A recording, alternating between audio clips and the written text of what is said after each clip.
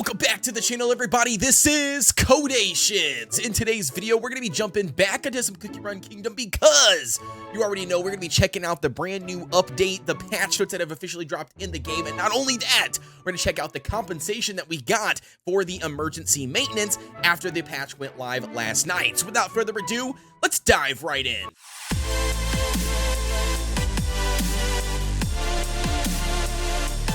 Diving right in, ladies and gentlemen, so the first thing I want to mention, and that's going to be that emergency compensation. So if you guys don't already know, the servers last night, after the update officially went live, they did drop, and I believe they dropped not once but twice. They dropped for once for like 2 hours, and I believe the second one was like closer to 3 hours long, but nevertheless, they did drop some compensation here for us. So the second one, we did get only 1,500 crystals, not even enough for a multi-pull, and then we did get, for the very first one, we got 3,000 crystals. So again, between both of those, that does put us over 4,500 crystals, but nevertheless, it's free resources, so you can't complain. Alrighty, so now officially jumping into this awesome update that is upon us, and that's going to lead us into the very first thing, and that's going to be Tropical Raid. All right, so in order for you guys to unlock the brand new Tropical Raid game mode, which, by the way, if you don't know, is accessed via the Tropical Soda Islands, you have to have every other content unlocked. So that's going to be the World Exploration, Story Mode, and Dark Mode.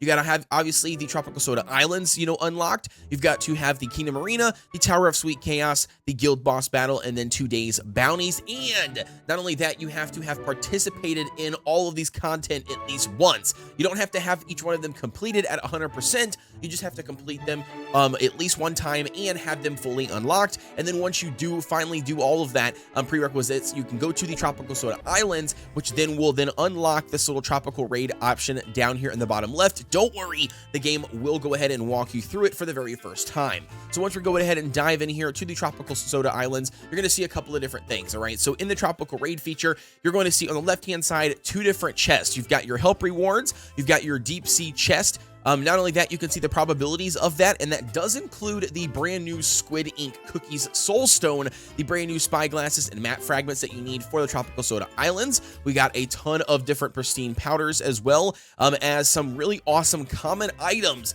that are really tough to make or take quite a long time to make, that you can also get from this deep sea chest. Now, keep in mind, one of the rewards or whatever for just update in the game, they did give us 350 of these deep sea keys, which are what you're going to need 500 of in order to unlock one of these chests. So keep that in mind. And then not only that, this is going to be on a season base. You can see that right here in the center. We've got 29 days, 4 hours, 21 minutes, and then what? Like 0.6 seconds. So basically on this reset timer, it's going to be offset from the kingdom reset and the arena reset. So we're going to have the arena reset and the kingdom reset on their own time schedule. And then in between that, or irregular time, I should say, we're going to be having the Tropical Raid reset as well. Now, on the right hand side, as you can see here on your screen, this is going to be your friends raids. So yeah, you 100% need to be dipping out anybody off your friends list that is not currently actively playing the game.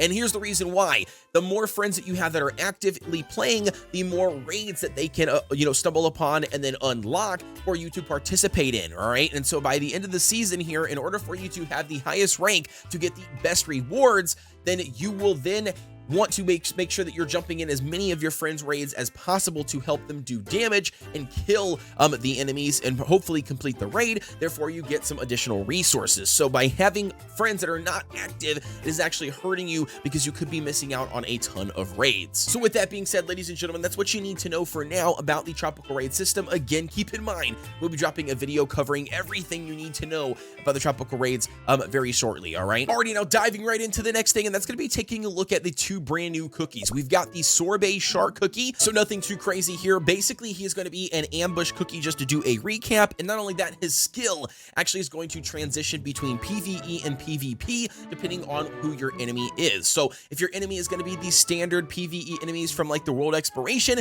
then with that being said, the additional damage that Sorbet's skill will actually pop off will then do, additional damage every single attack to the 2 enemies with the highest max HP. And then not only that, if you're going going up against PvP or, you know, aka cookies in the arena as your enemies, then your damage will actually, your additional damage will be popped off as true damage. And what that basically does is ignore the defense and the damage resistance of those individual cookies. All right, so definitely get in here, check out Sorbet Shark. Again, do not worry, we'll be covering a spotlight video very, very soon on him, because we did get lucky with pulling him on the live stream last night.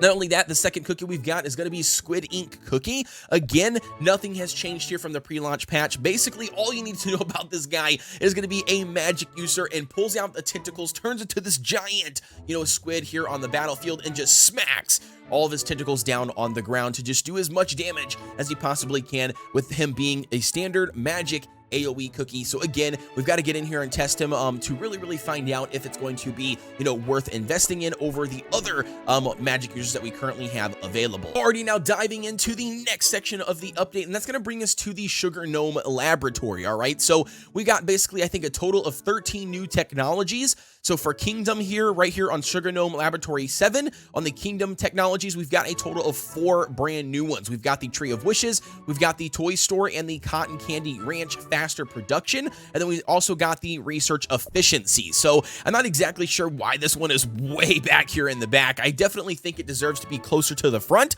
because you've got a lot more technologies to research than what's currently available after you pick this one up. But nevertheless, it hits here. It's a brand new technology, so we will obviously welcome it. Same thing goes for the cookies options. I believe the cookies got a total of 9. So right here at Sugar Gnome Laboratory level 7, we've got the additional arena number count, so you can basically hold more arena tickets. And then not only that, you've got all of the individual HP bonuses for your different classes that we have here in Cookie Run Kingdom. So to give you guys an example, if you level it up, it goes up by 1% each time. Once you do a total of 10 individual levels, it should be, I believe, at 10%. So it might scale a little bit differently. You guys let me know down below in the comments if you already are unlocking this and pumping into these. But nevertheless, it's a nice boost to any class that you're specifically trying to focus on. Alrighty, so now officially diving into the quality of life aspect of the update. We've got quite a few things to cover here, so just bear with me. But the very first one we're going to take a look at is going to be the brand new layout UI an organization here. So check this out. They've added a ton of different categories here to really separate out all of your individual decorations, your landmarks. They've got a little section here for tiles and waterways. So yeah, they've officially, you know, separated those out as well. So it's basically takes you less time to do your overall design. And not only that, it makes it quite easy to then sort things out and find exactly what you are looking for. Not only that, on the left-hand side, they also added another button, which it looks like all it does is drop down this menu. However, there's actually a little bit more to it. If you go ahead and tick it on, it actually is activating what they call the easy removal tool that they did not have prior to this update. And there's 2 ways to actually utilize this. The first one is going to be you can actually click or tap, you know, utilizing your finger on, you know, an individual item, and it will then remove those specific items without having to make you hold it down and click multiple buttons in order to store it in your storage. It just automatically does it by clicking it. Now, the second way of actually using this is you can actually drag it. You can click or, you know, tap with your finger and hold your finger down and basically slide it over top of multiple decorations, and it will basically remove all of them without any hassle. You don't have to click on any additional ones. It's that simple, that easy. So again, definitely get in here and utilize the feature. I think it's going to save a ton of time when it comes to the overall Kingdom design aspect, especially for our design competitions. Now, diving into the second thing I want to show you, that's a really good quality of life feature. Nothing too major, but definitely a welcome one. And that's going to be the fact that now you can actually, you know, stop production on the very first item that you craft in all production buildings. All right. So you can see that we still got 2 minutes and 34 seconds left on the very first one. And then now, prior to the update, you were able to always double click the remaining 3 down here that haven't started yet, you know, and queue something else up, but you were not able to actually officially cancel the first one. So now we can actually do that. It does give us a warning, though, to let you know that whatever time this has already passed, as this was currently in the queue slot, you do not get that time back. Obviously, there's no way to do that, but what you do get is you get all of the resources invested. So definitely, if you happen to make a mistake, as I have done a bazillion times, it makes it 10 times easier and basically allows you to continue to, you know, pull out those individual items that you were crafting and then put in the ones that you meant to actually craft. So again, very, very welcome feature here. Diving into the next section that we've got, and that's going to bring us to another quality of life feature, super tiny, but a really good welcomed one. That's going to be the topping section. So in a topping, previously, you were not able to see what upgrades you had on a given topping unless if you backed out of the upgrade menu and then click back on that specific toppings. Well, they've officially changed that. So once you click on the update window here,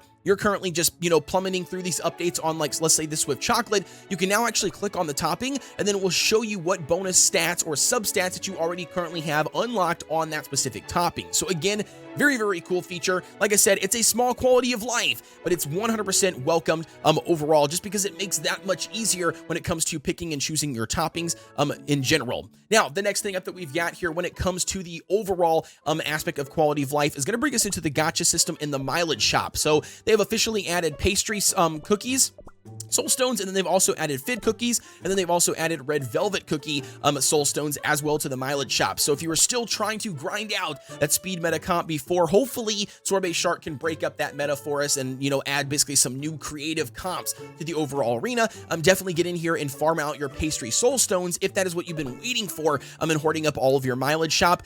So definitely get in there and do that. And then last but not least that we've got here for you that I want to talk about in today's video, and that's going to be discussing how exactly to unlock Squid Ink, all right? Because I've had a ton of questions via the live stream last night, because if you go to the gacha system, they do not have him as a featured cookie banner, and they don't really have him as a bingo card, all right? So they've kind of changed up the event here, but Squid Ink is technically going to be a, new event related cookie. So just keep that in mind. I'm not sure how great he's going to be, because in the past, history has told us that any event cookies just haven't been really worth the investment.